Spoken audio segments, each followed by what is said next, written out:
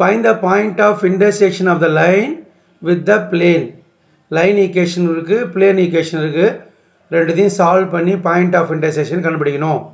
கண்டுபிடிச்சி முடித்தோடனே லைனுக்கும் பிளேனையும் பயன்படுத்தி angle between the line and plane கண்டுபிடிக்கணும். டீட்டா கண்டுபிடிக்கணும். கோடு கொடுத்துருக்காங்க, தளம் கொடுத்துருக்காங்க.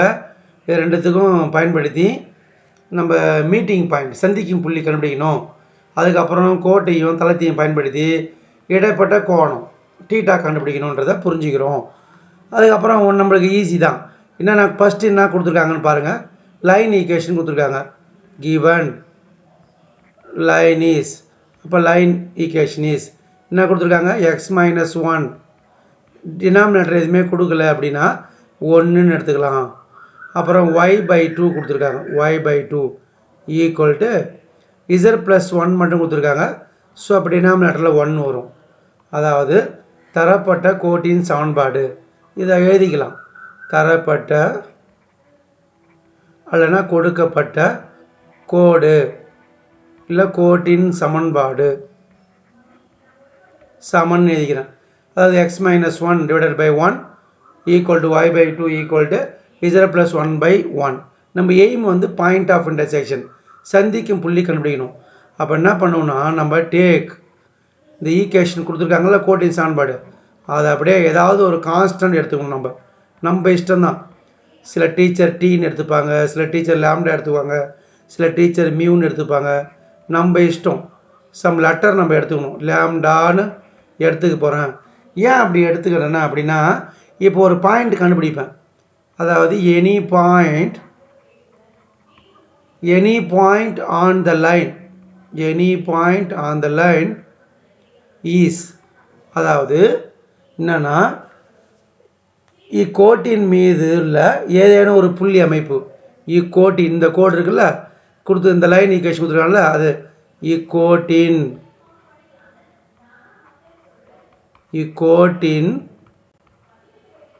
மீதுள்ள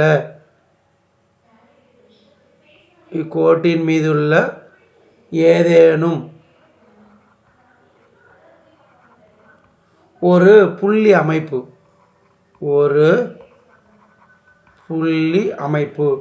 இப்படி தான் இருக்குன்றதை சொல்ல போகிறோம்.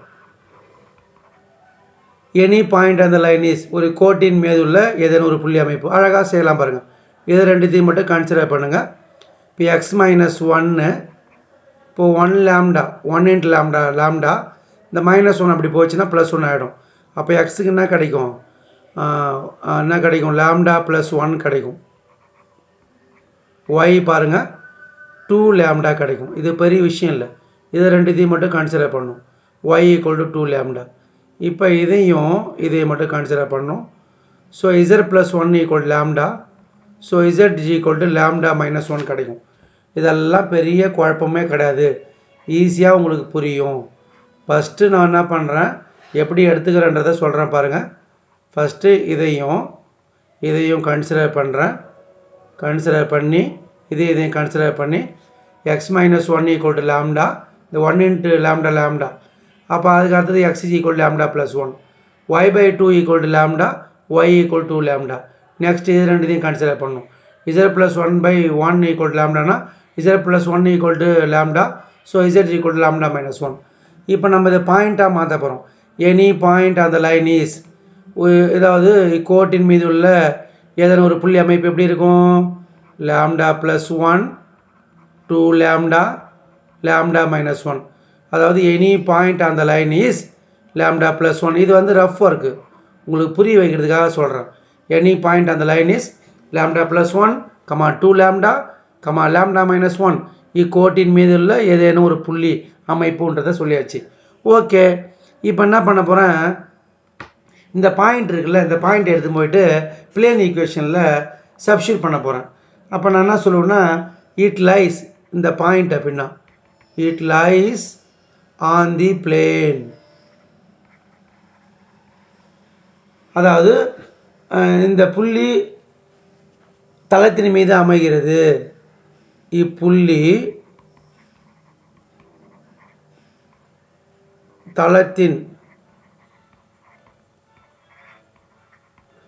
தளத்தின் மீது அமைகிறது.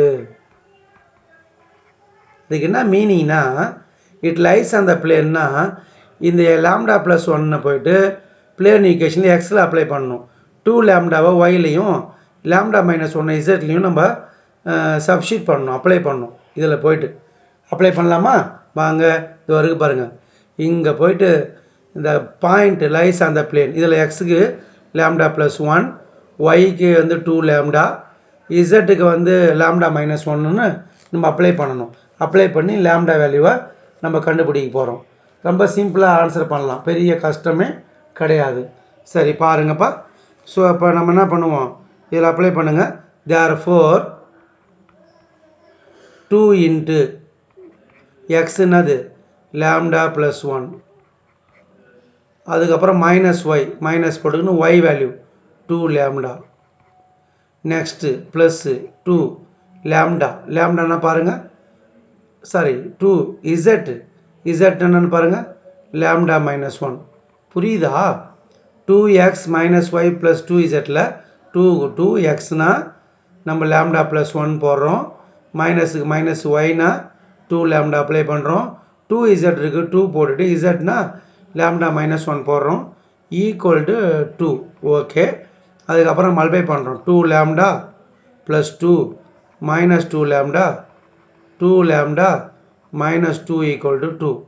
இப்போ என்ன வருது, plus 2 lambda minus 2 lambda cancel ஆகிடும், ப்ளஸ் 2 மைனஸ் 2 கேன்சல் ஆகிடும், 2 லாம்டா ஈக்குவல் டு 2 கிடைக்கும். ஸோ லாம்டாவுக்கு என்ன கிடைக்குது, 1 கிடைக்குது. நம்மளுக்கு வந்து பாயிண்ட் ஆஃப் இன்டர்செக்ஷன் கேட்குறாங்க, அதாவது சந்திக்கும் புள்ளி இல்லை வெட்டும் புள்ளி கேட்குறாங்க. Therefore the point of intersection is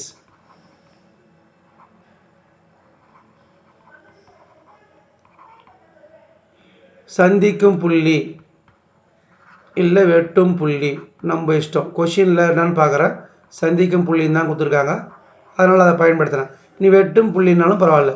லாம்டாவுக்கு 1 இங்கே அப்ளை பண்ணுங்கள். அப்போ என்ன கிடைக்கும், லாம்டாவுக்கு 1னா 1 + 1 2 கிடைக்கும், லாம்டாவுக்கு 1னா 2 × 1 2 கிடைக்கும், லாம்டாவுக்கு 1னா 1 - 1 0 கிடைக்கும். ஸோ சந்திக்கும் புள்ளி இல்லைன்னா வெட்டும் புள்ளி, the point of intersection is 2, 2, 0.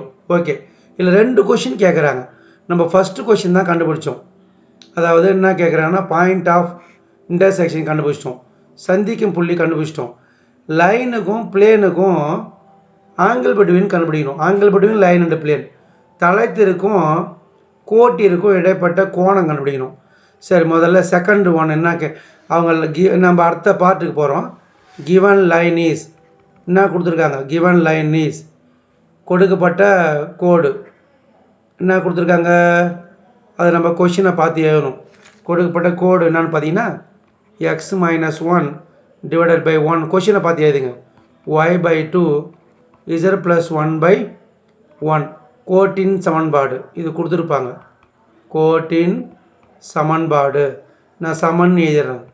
அதே மாதிரி பிளேன் ஈஸ், பிளேன் ஈஸ்னா பிளேன் ஈக்குவேஷன் இஸ் தளத்தின் சமன்பாடு, தளத்தின் சமன்பாடு, தளத்தின் சமன்பாடு சமன் எழுதிடுறேன். இதுவும் கொஷினை பார்த்து எழுதிக்கிறோம். என்ன கொடுத்துருக்காங்கன்னா 2x - y + 2z = 2. இங்கேருந்து நம்ம பி வேக்டர் கண்டுபிடிக்கணும். இதிலேருந்து n வேக்டர் கண்டுபிடிக்கணும். பி வேக்டர்னா டைரக்ஷன் ரேஷியோஸ், அதாவது திசை விகிதங்கள். அப்போ நம்மளுக்கு பி வேக்டர் என்னன்னா 1, 2, 1, அது i cap 2j cap + k கேப்னு எழுதலாம். n வேக்டர், n வேக்டர்னா அங்கே என்ன வருது 2, -1, 2. இப்போ பி வேக்டர் தெரிஞ்சு போச்சு. லைன்லேருந்து கோட்டின் சமன்பாட்டிலேருந்து பி வேக்டரும், ஈக்குவேஷன் ஆஃப் பிளேன் தளத்தின் சமன்பாட்டிலேருந்து n வேக்டரும் கண்டுபிடிச்சிட்டோம். நம்மளுக்கு ஃபார்முலா ஆல்ரெடி தெரியும், angle between line and plane. கோட்டிற்கும் தளத்திற்கும் இடைப்பட்ட கோணம் என்னான்னு கேட்டிங்கன்னா நம்மளுக்கு sin θ எல்லாருக்குமே கிளியராக தெரியும். sin θ modulus of B vector dot n vector divided by modulus of B vector modulus of n vector. So அப்போ நம்ம என்ன பண்ணணும், modulus of B vector dot n வெக்டரை கண்டுபிடிக்கணும். நியூமினேட்டரை கண்டுபிடிக்க போகிறோம். b டாட் n அப்படியே b தெரியும், n தெரியும். நம்ம இங்கே வந்து நீங்கள் வந்து என்ன பண்ணலாம், ஐஜேகேயில் கூட எழுதலாம். உங்களுக்கு குழப்பமாக இருந்ததுன்னா அப்படி உங்களுக்கு இப்படி கூட எழுதிக்கலாம். I cap plus 2j cap plus k cap n வெக்டரை அப்போ 2i cap minus j cap plus 2k cap அப்படி கூட எழுதிக்கலாம். இப்போ b dot n b vector dot n vector 1 into 2 2 அதேமாதிரி 2 into minus 1 minus 2 1 into 2 2 so அப்போ நம்மளுக்கு என்ன கிடைக்கும், 2 தான் கிடைக்கும். இதுக்கு மால்லஸ் எடுத்தால் கூட நம்மளுக்கு மைனஸாக இருந்தால் ப்ளஸ்னு ஏறலாம். இங்கே ப்ளஸ் தான், +2 தான். மால்லஸ் எடுத்தாலும் +2 தான் கிடைக்கும். ரைட்டு. அதுக்கப்புறம் மால்லஸ் ஆஃப் பி வெக்டர் கண்டுபிடிக்க போகிறோம். அப்போ magnitude of B vector, B வெக்டருக்கு மேக்னிடியூட் கண்டுபிடிங்க. n அளவு 1 ஸ்கொயர்னா 1, 2 ஸ்கொயர்னா 4, 1 ஸ்கொயர்னா 1, ஸ்கொயர் ரூட் ஆஃப் 6. அதேமாதிரி மால்லஸ் ஆஃப் n வெக்டர், இங்கே மால்லஸ் ஆஃப் n வெக்டர்னா 2 square 4 minus 1 square 1, 2 square 4, square root of 9. இது ஸ்கொயர் ரூட் ஆஃப் 9னா 3. இப்போ ஃபார்முலாவில் அப்ளை பண்ணுங்கள்.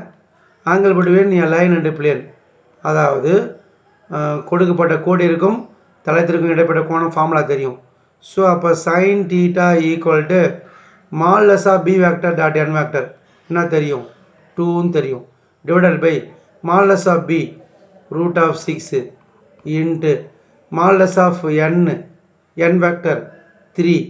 ஸோ அப்போ இதை வந்து எப்படி எழுதலாம்னா 2/3 இன்ட்டு ரூட் ஆஃப் 6ன்னு எழுதலாம். நம்மளுக்கு தீட்டா தான் கண்டுபிடிக்க போகிறோம். So theta equal to sine inverse of 2/3 into root of 6. ஒன்றுமே இல்லை, ரொம்ப ஈஸி. நம்ம கான்செப்டை என்னென்ன கொடுத்துருக்காங்க, நம்ம என்ன கண்டுபிடிக்க போகிறோம்னு தெரிஞ்சிக்கின்னு அதுக்கேற்ற மாதிரி அப்ளை பண்ணி கண்டுபிடிக்க வேண்டியதான். தேங்க்யூ.